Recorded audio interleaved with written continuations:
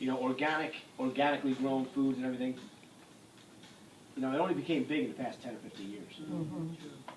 Where was all them pesticides 20 years ago? If the farm on top of the hill is not organic and the farm on the bottom of the hill is organic, and it rains, where's all that going? I don't believe there's a lot of way away from it. This is just my personal opinion. So do the best you can. That's the number one way I can say it to you. Do the best you can. Make your decisions based on the knowledge in front of you. Same thing with a trainer, same thing with a gym, same thing when you go to a restaurant to eat. You know what's coming on your plate. San Antonio, cut it in half, put half of it in the go box before you even start. Because if you want to sit down and eat it all, I will guarantee you'll be walking away from that table full. You won't be able to move. And it's usually the stuff on that plate that's easy for them to manufacture in a restaurant. It's not going to cost them any money. It's rice, it's chips, it's the easy process stuff. It goes back to the schools. I work with two trainers that had, I can go here all day with this stuff. I work with two trainers. One of them has something, he does an aftercare program. He was the owner of Next Level, Joseph. He is now working with some of the schools. I think he has 12 on his list. Wow. That he's working with exercise for the kids after school. I work with another trainer, a guy named Ed Burton. He works with strictly children athletes. He has his own business. He used to be a middle school teacher at Harris Middle School. And my son right now plays football for Madison, and these coaches want these kids to be athletes, but you don't let them eat like athletes. Your kids get up and go to school. If you're in high school, they get up and go to school at 7 o'clock in the morning. If they're an athlete, they don't come home until 7 o'clock at night.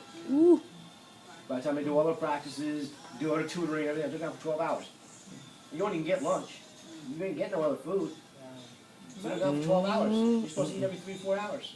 Right. But you want these kids to be athletes, student athletes. It doesn't work.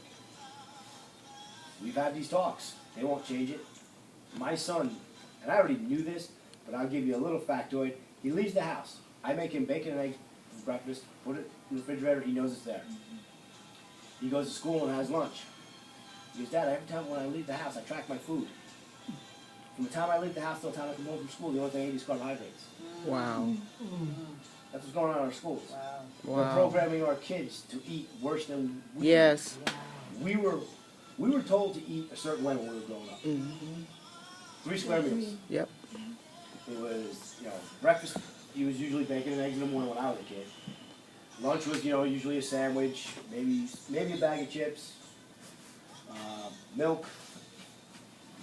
And then dinner was usually a piece of protein, some starchy carbs, say a baked potato with butter and cheese and all kinds of stuff on it, and maybe some broccoli with some cheese sauce on it. Well, you're eating that big, heavy meal at night with all that starchy carbs. What are you going to do at night? You're going to go to sleep.